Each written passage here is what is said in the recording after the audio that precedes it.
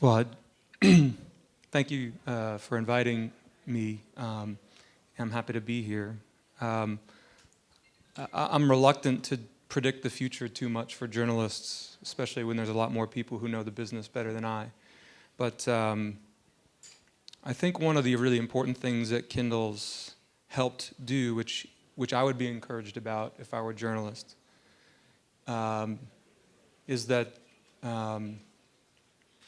we've built a system that helps millions and millions, tens of millions of customers feel actually quite satisfied paying for text. And sometimes to work in Kindle is it's very interesting, because in the book business, as is true for journalism, the change to digital is likely the biggest change any of us will see in our time working in the industry. And what's very natural that happens in change like that is people get afraid. And they get afraid, like in the book business, it's basically been done the same way, and very similarly in the US and in Italy, elsewhere in Europe, most of the countries around the world, for a long time. One of the things that gets talked about a lot, for example, is pricing.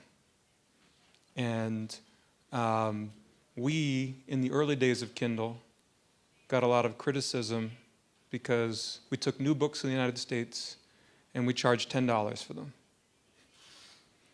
And if you've ever seen the movie Rashomon by Kurosawa, you have different people that witness the exact same set of facts and tell different stories about them.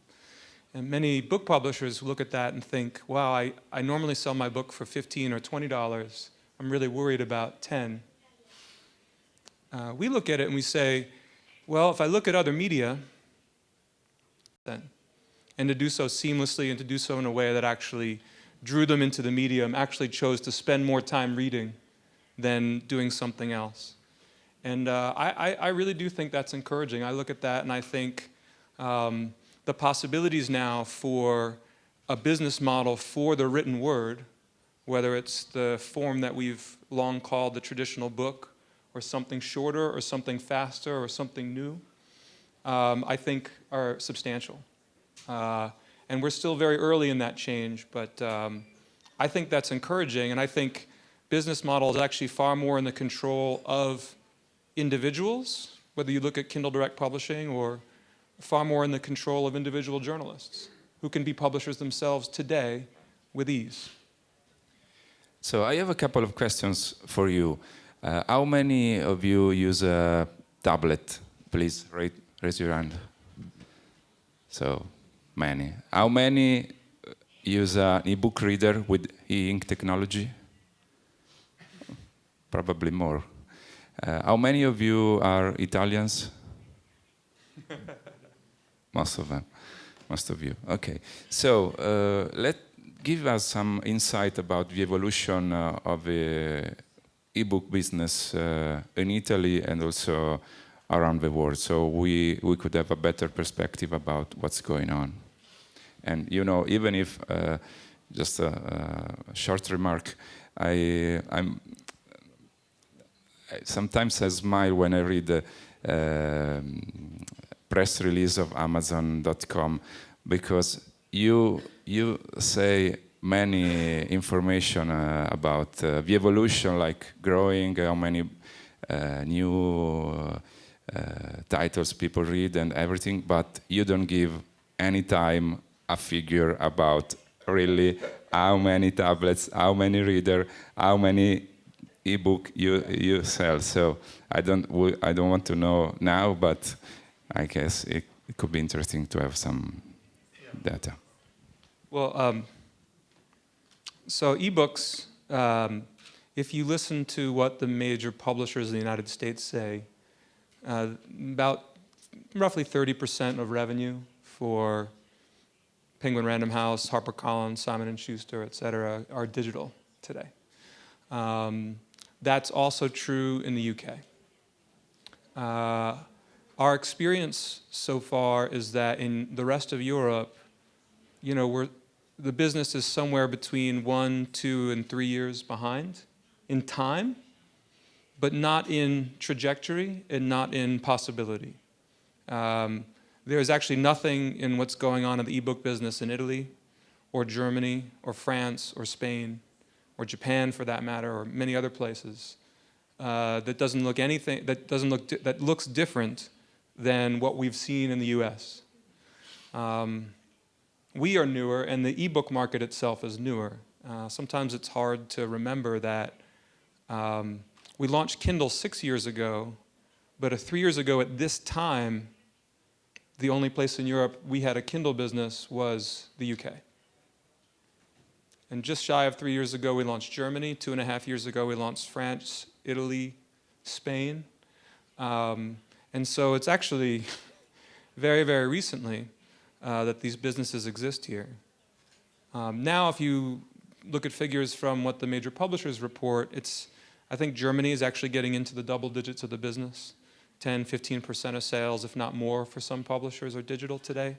And Southern Europe, I think, is right behind. So it's just a matter of time that it looks the way it does in the United States today.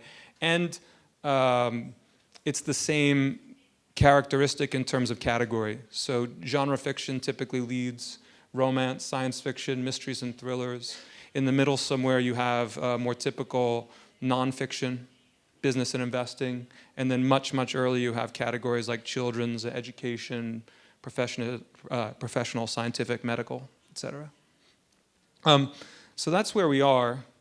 In terms of devices, we needed to build a dedicated e-reader to begin the cycle of the business. When we launched the Kindle in 2007, there actually had been many devices built for ebooks.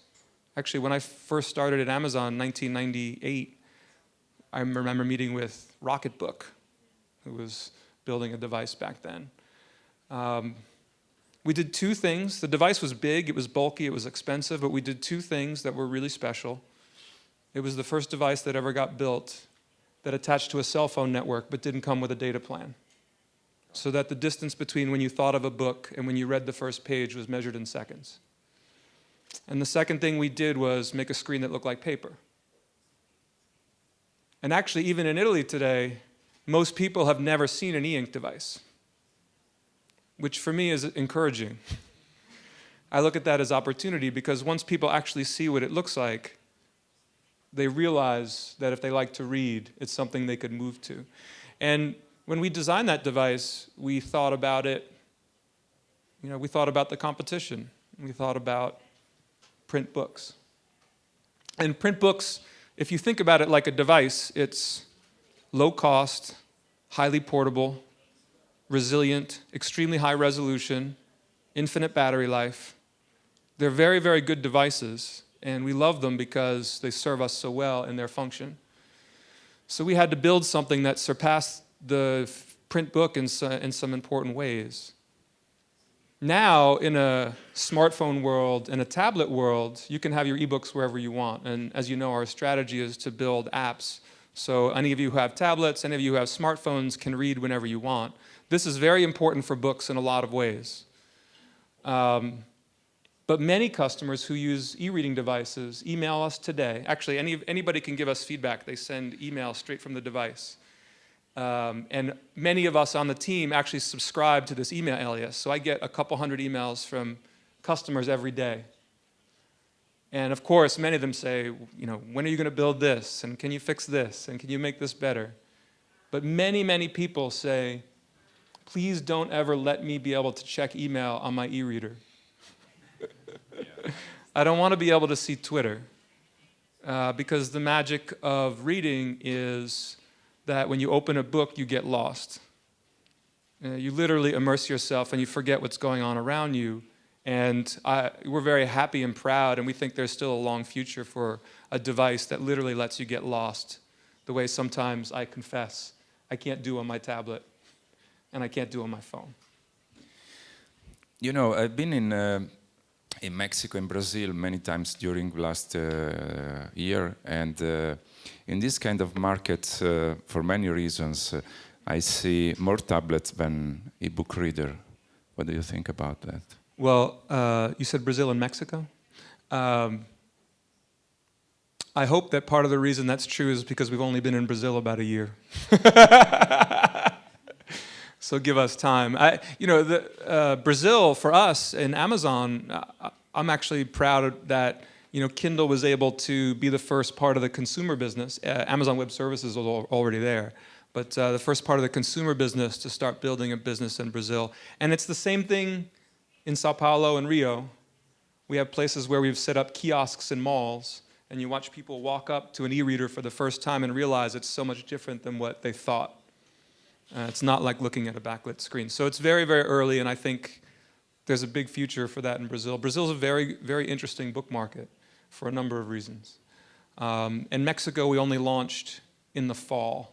So it's very, very early in those countries. And Mexico is a country where I think 70% of the book business is in and around Mexico City.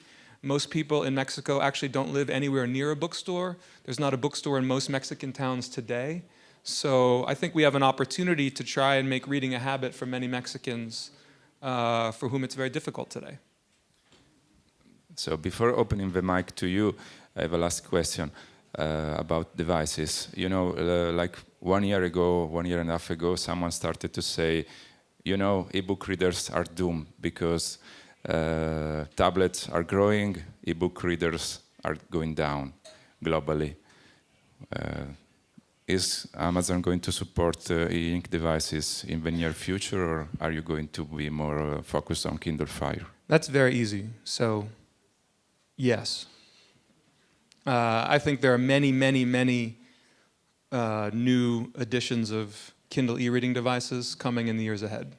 So we think there's still a lot more we can do to make those devices even better than they are today. And we think there's still a large opportunity to sell them for a long time. In fact, there's no question. Both the hardware and the software can still be significantly improved.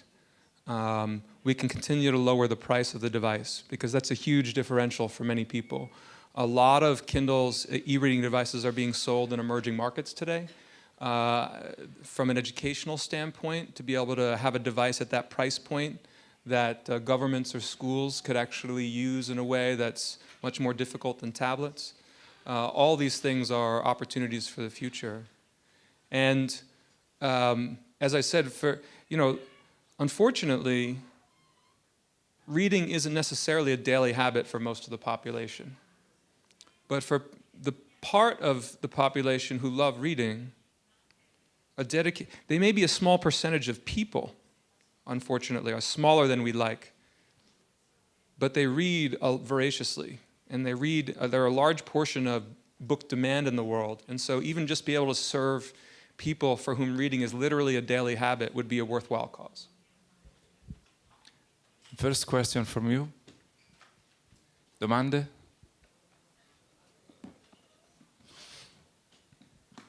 Timidi? Or Twitter.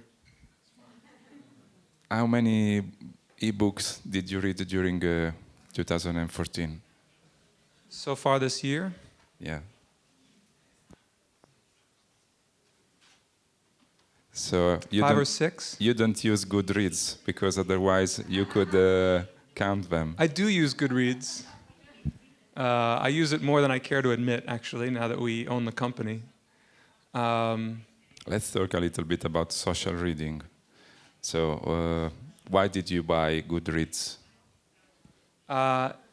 It's very simple. If you ask or just observe why people use Goodreads, they do two things spectacularly well. They help you get more out of what you read.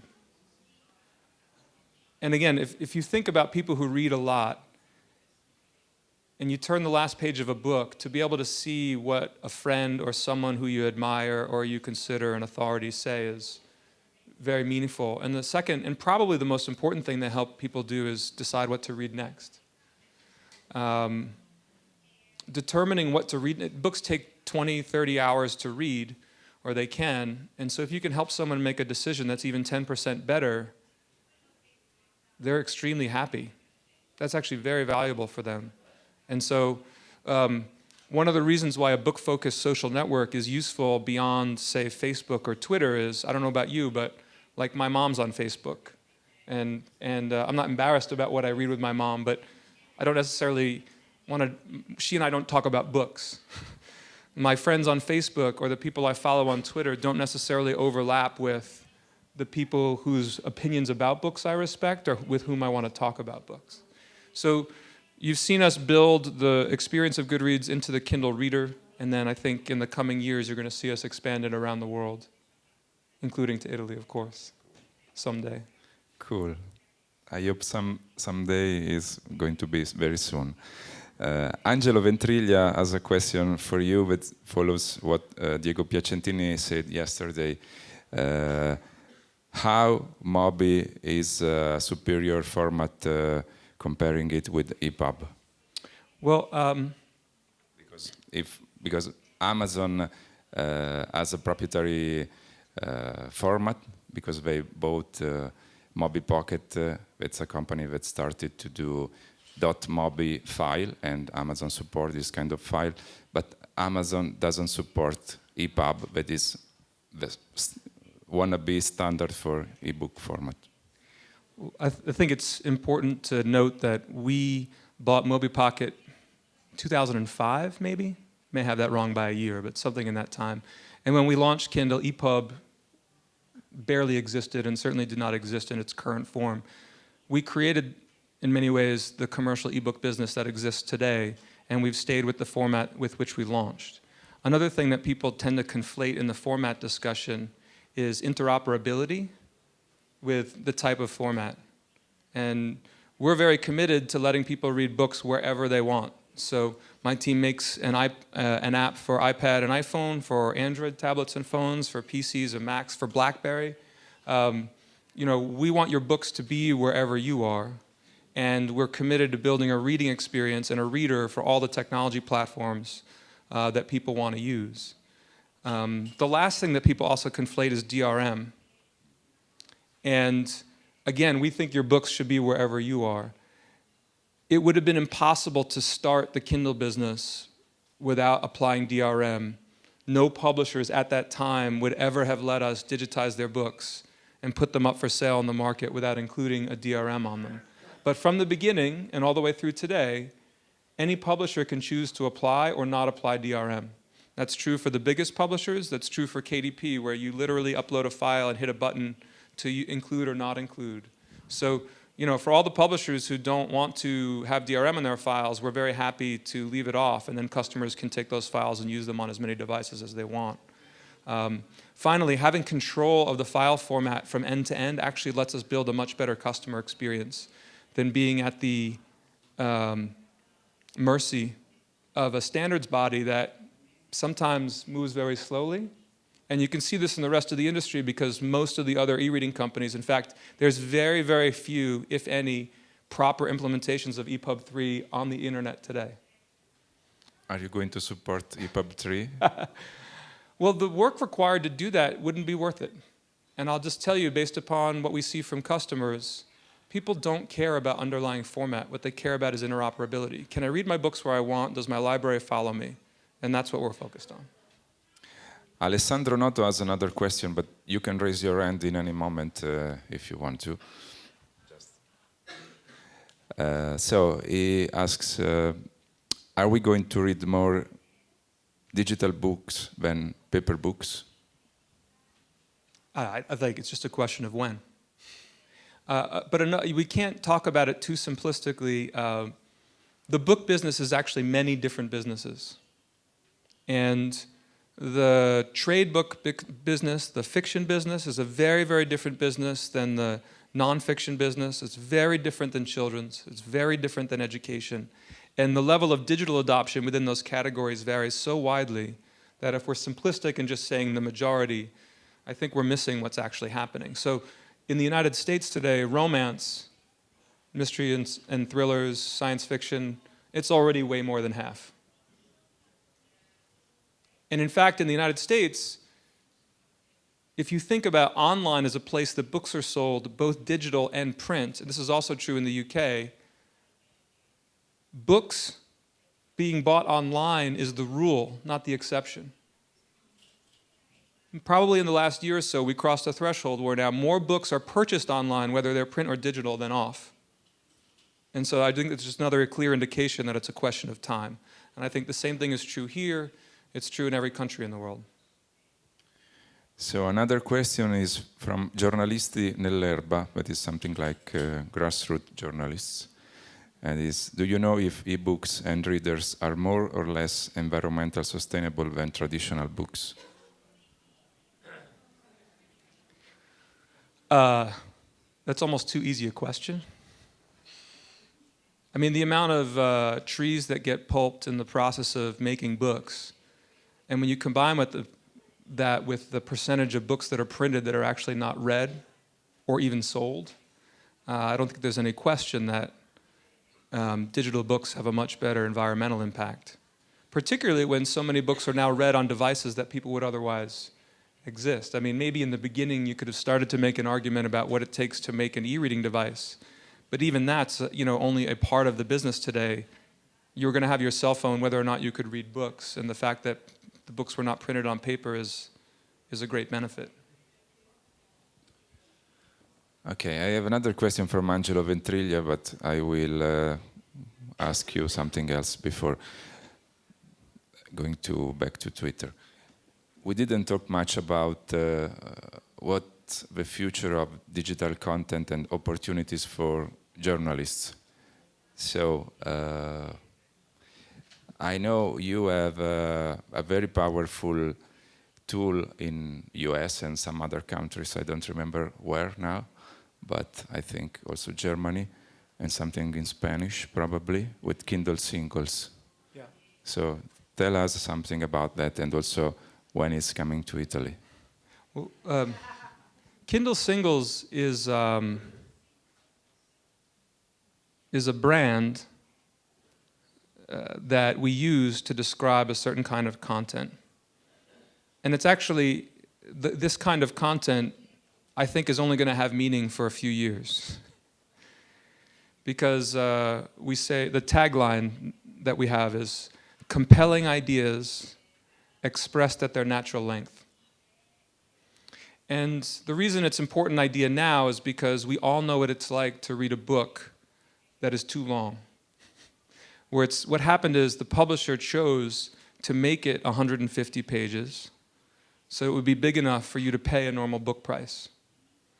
So, for example, in the second chapter of a business book, you're reading and you're like, I understand, I got it, you don't need to repeat it for 8 more chapters. Many, many books are like this, and they would be better if they were 20,000 words or 30,000 words. Digital, of course, allows us to get rid of the constraint of length that has been a requirement for so many books for such a long time. And it further allows us to eliminate the constraint of speed. So books on a topic that people care about can be published quickly. I'm sure there's a publisher somewhere that's working on a book about the Malaysian Airlines flight. And when it comes out in 2015, no one's going to care. But if you could publish a book on that right now, which is technically possible, I think you might have a much greater readership. And actually, we Italians would be interested. We did this, I think, 2 years ago. I'm sorry, I'm forgetting how long ago it was, but a journalist from The Guardian wrote a Kindle single on the Costa Concordia. Yeah. Because when you have a news story like that, you end up following the difference of what happened the last 24 hours. And if you come to a story late or you only read it on certain days, it's hard to actually get the whole thing together. But sometimes what you want is 20 or 30 pages that are in-depth enough. And so many journalists are actually writing 20,000 words or 30,000 words on topics that are in the zeitgeist, that people care about right now, and they're writing to a length that people are happy to sit down and read in one session. And this is a product that people find very attractive. I think my favorite is not really the right word, but a striking example of this is when Osama bin Laden died, 8 days later we had 15,000 words from Christopher Hitchens on his thoughts on what it actually meant. And that wasn't an article, that was an ebook, essentially. And yes, there's a business model there, but there's also something to say at the right time to the right audience. And so this can happen in Italy now. We don't need to bring Kindle Singles here in its formal capacity. You can publish a KDP book on a topic today from news from last week, and people are doing this all the time.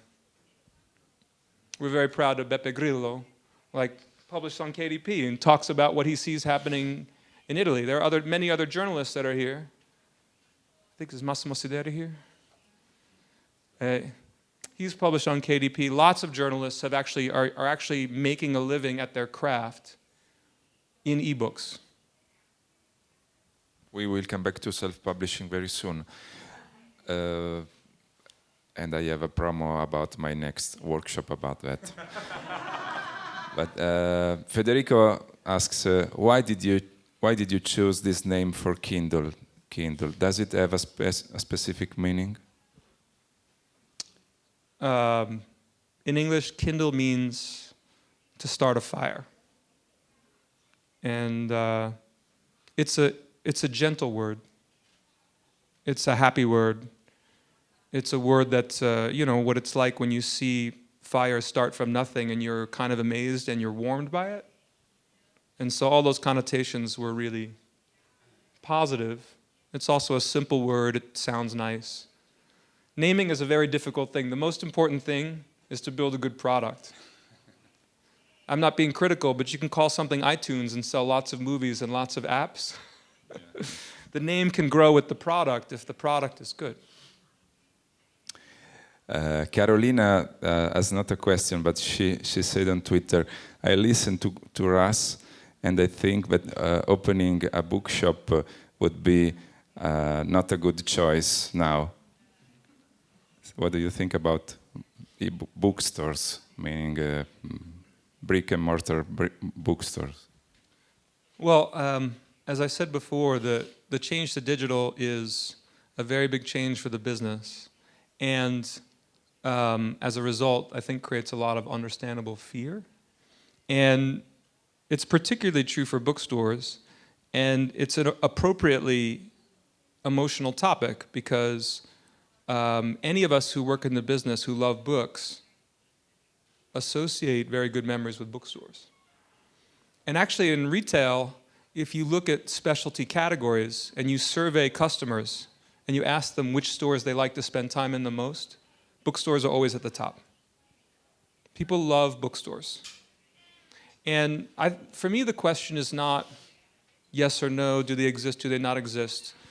I'm very fond of an expression by a computer scientist named Alan Kay, who said many good things, but one of them is that the best way to predict the future is to invent it.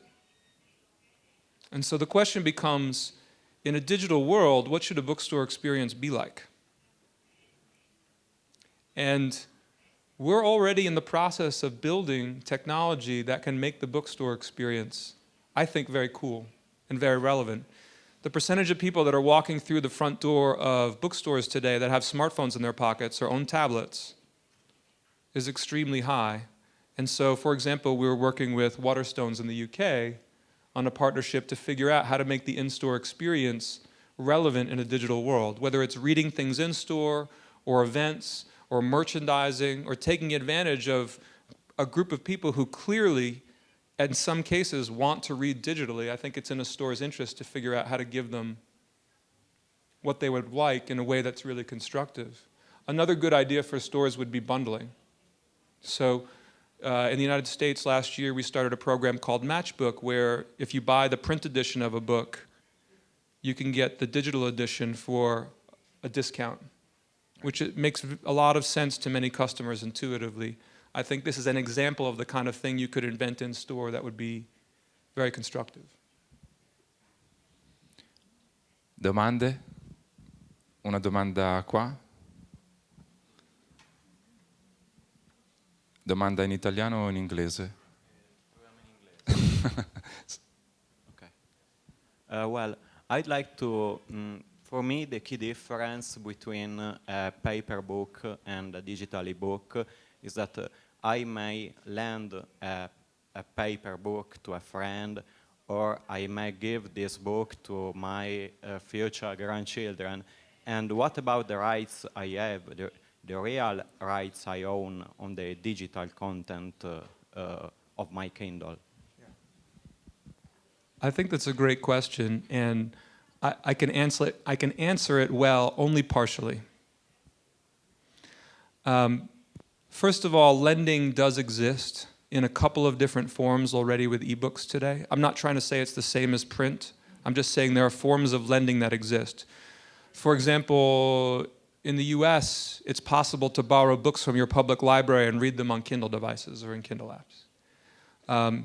In addition, there is a limited form of lending that's available on many ebooks where you can essentially send it to somebody else for a 2-week period, after which they can send it back to you one time.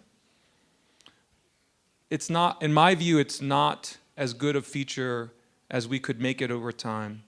But the real, I don't want to say problem, I don't mean to be critical, but one of the structural challenges of this lending problem is you have to figure out how to build something that's in the interest of the publisher and the author. Because if you own the intellectual property, and your job is to make a revenue stream, is to make income from that intellectual property, it's in your power to choose to allow that feature or not. We can't do it on our own because we don't own the copyright. So one of the challenges with these kinds of features is we have to figure out how to get something that's popular enough with publishers and authors that they'd be willing to participate, which means you have to build it in a way they feel like is incremental and good for their business. Now, of course, there's a tension because if you hold back the functionality, if you restrict how people can use ebooks too much, you run the risk of piracy and you run the risk of them doing something else. So it's a balance, and most of the time we're really pushing to try to figure out how to get more flexibility and offer consumers what they expect because, by the way, we can't be oblivious to the fact that consumer expectations for digital content are also being formed based on what they could do with music, and based on what they can do with movies, and based on what they can do with apps. And all of these things feed into the expectations of readers. So I'm hopeful that's the kind of thing we can improve on in time. The second question about how the account passes is, it's so early in the process. I think many people in the industry have gotten their head around this question, but I actually do expect in the next several years it starts to become an issue that as an industry we have to figure out how to work out together. Because again, you're in the same place with the people who own the copyright. Back to self-publishing, I read an article recently saying 40% of the titles of the top 100 in Spain, in Amazon, are from KDP or self-publishing. And I remember Barnes & Noble for Nook and Kobo said recently that the self-publishing business from them is growing, and it's between 10 and 20% of the market now. What about Amazon? I wouldn't confirm that we're the same or different than Kobo, but what I'd tell you is KDP is a very big piece of our business. It's growing more quickly than the overall business. I do think that when you see 40% of the top 100 in Spain on KDP, or 20 or 30% here in Italy, or 20 or 30% in the US, the UK, Germany, etc. Germany, it's even higher. Frequently, half our bestseller list is KDP. That is representative of what's going on in the business. It's representative of demand, and it's representative of what people are interested in. I think that's among the most exciting things happening in the business today. And one of the beautiful things about it is it forces us, in this business we actually have two fundamental customer sets. Of course we have readers as customers, but authors are our customers too. And I, myself, and my team have to get up in the morning and think about what is it we can build or invent to satisfy authors so they will choose us. And the side effect of this mentality is, and some of the fear that we talked about before earlier for some bigger publishers, is suddenly, after years and years where book publishing and book selling was about scarcity, convincing a publisher to take your book off of the slush pile, convincing a bookstore to buy your book and put it on a shelf were incredibly high hurdles for an author. And now that's all been inverted. Authors have more choice than they've ever had before, which doesn't mean publishers are not just relevant, extremely important, but it does mean what it means to be a publisher and how you have to work to make an author feel like working with you is valuable is just evolving. And I think this is extremely healthy. And the good publishers, by the way, are doing a superb job at it. I think many big publishers don't get enough credit for how fast they're evolving to do this. But I think KDP is a very positive force in a lot of different parts of the business. Domanda? In italiano o in inglese? I'm Italian, but it could be in English. Oh. So I have a question about self-publishing. What are, in your opinion, the qualities that a self-published book should have to become a hit? Because actually I wrote a book self-publishing it, so I'm quite curious because of this. Any tips? I have some tips, but I think the first thing is anybody who pretends they can tell you what the recipe is probably just pretending. And the other thing is that, I read a lot about people complaining about quality, and there's no restriction, and anything can get published. And this is both a feature and a bug. Successful KDP authors, unsurprisingly, know their audience. But the audiences vary very widely. And you don't have to look at what is succeeding on the average or what's succeeding in the main to write a story that a group of people, an audience, finds quality. So this would be like in the days of 2 or 3 TV networks, imagining a world of 100 cable channels and looking at the 2 TV networks to decide what to program on the 80th channel. It doesn't make any sense to think about it that way. And I'll add one more thing, which is, you can see example. The obvious, most famous example is 50 Shades of Grey, which is a book that most traditional publishers, I think it's fair to say, were very unlikely to have published. E.L. James actually wrote Twilight fan fiction, and then she changed the names of the characters to make it her own copyright. It was getting enough popularity on KDP. It sold about 250,000 copies on KDP, and then Random House was smart enough to buy the rights, and the rest is history. But there's an example of someone who knew her audience, I think engaged with them really well, wrote the series in a way which kept people turning pages.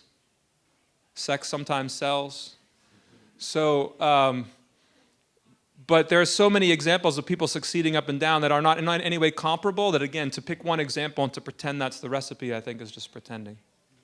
But anyway, do you think that the price, a very low price, could help in this sense for the success of the... Well, a couple of things about KDP. First of all, you can sell a KDP book for €2.99 and earn €2 per book. So KDP has the benefit of actually supporting a very good royalty to the author for every unit sold, even at low prices. Price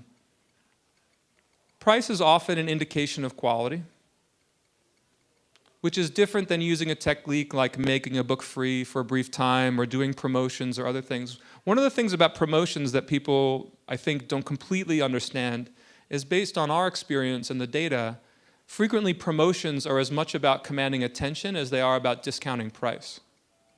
So we run a promotion called Kindle Deal of the Day, and it's actually, of course, people care about the price. But all we do is we say, listen, just pay attention to one thing every day. Just look. And I think many days people let it go by, and occasionally there's something that they find interesting and they dip in.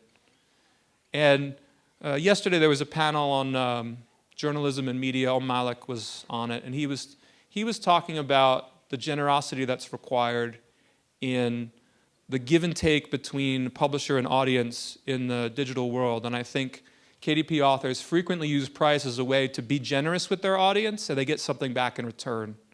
It's not just a question of price it low and everything will be okay, because that's not the way it works.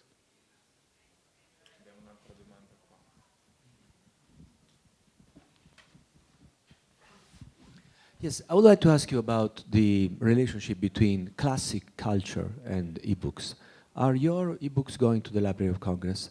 Are they part of what we will see inventing the future, you mentioned, in the next centuries, as the base root of our civilization and culture left to our heritage and next generations? Or, final question, is the proportion between paper books and ebooks different in terms of classics and non-classics, if I may so ask? Yeah. Well, on the second part of your question, anything that's not in copyright is almost always free online, or can be found for free online. It doesn't mean that there aren't ways that people pay for classics. Frequently, good translations or illustrated books are ways that a publisher can add value on top of what's already out of copyright.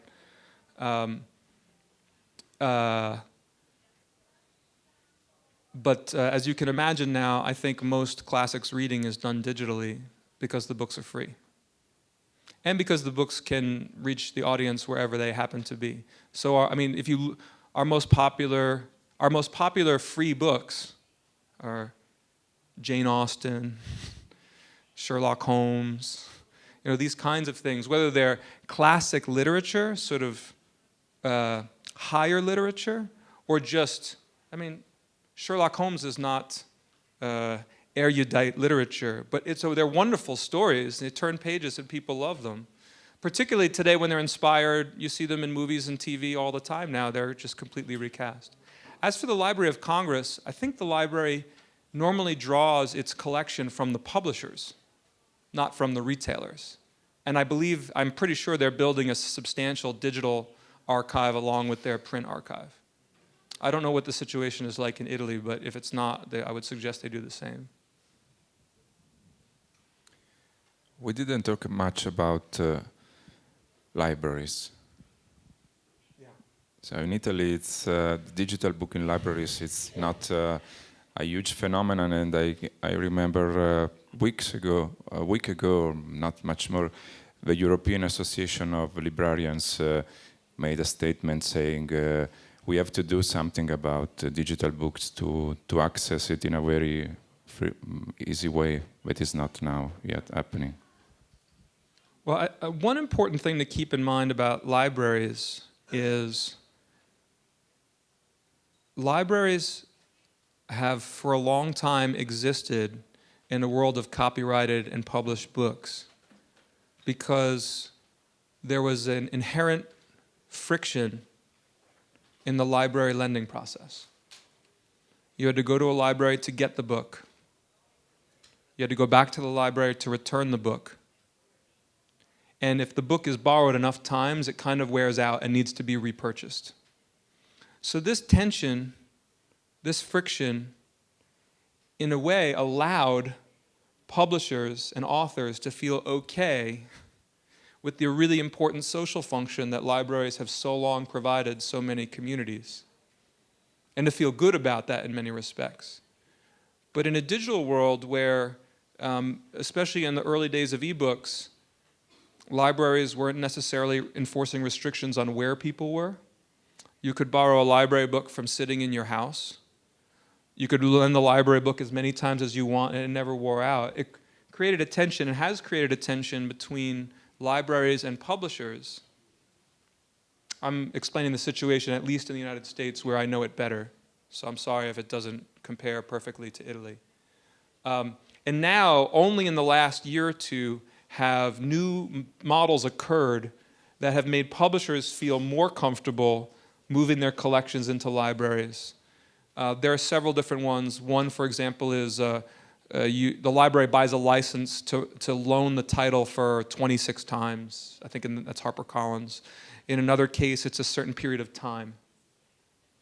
And my guess is this keeps evolving, but we have to find a way for libraries to continue to perform the incredibly important social, community, societal function that they do, access to literature, particularly for those who can't afford to do so themselves, a free and open way for the work to reach a large audience, and yet also for the authors involved to have that be something that doesn't so drag down their ability to earn a living at their craft that we harm the business and the creation of books itself.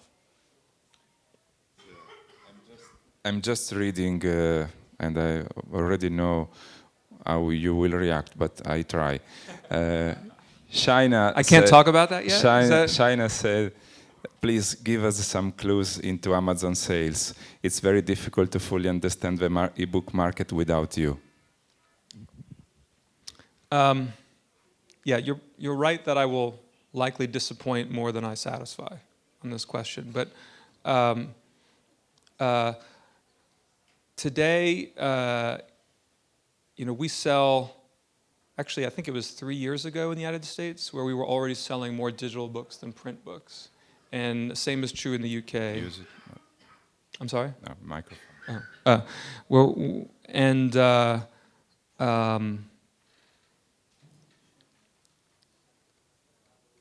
First of all, it's very hard to say where we are relative to the competition because we don't know their sales, and we also don't know print sales for other people in many cases.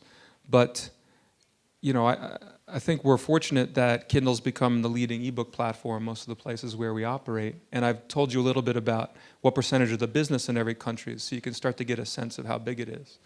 In Italy, I think only mid-single digits of the business, 3, 4, 5%. It's hard to say with certainty, but is what's in digital today. But I think in 2 years, that will be 15, 20% at least.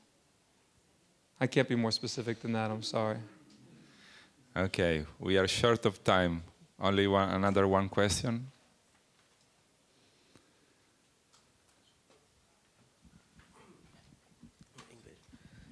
Hi, just now you touched a bit on piracy, so I just want to ask what is going to be Amazon's approach to piracy for ebooks, especially when you get closer towards the Southeast Asian region where piracy is extremely rampant?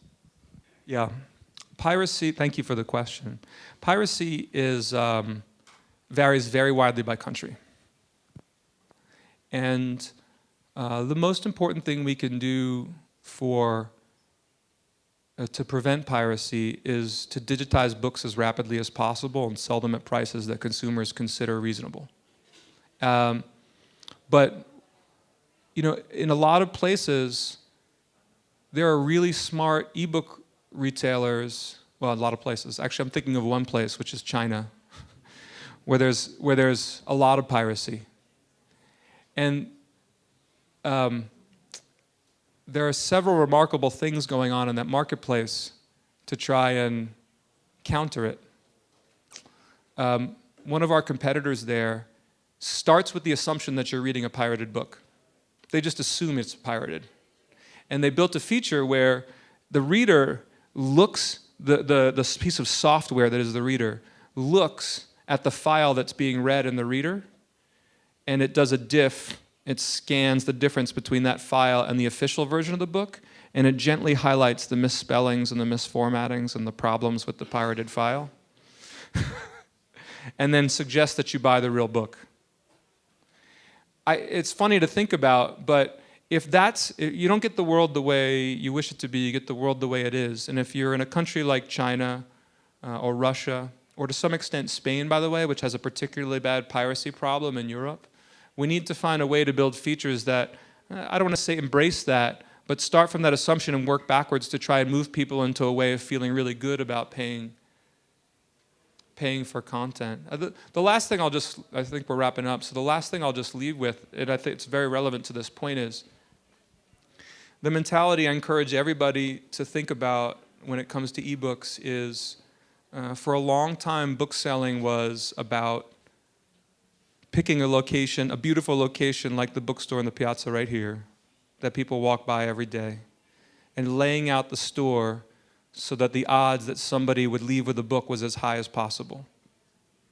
And book selling today, in a digital world, I try to think of a customer at 8 8 o'clock at night on Wednesday night.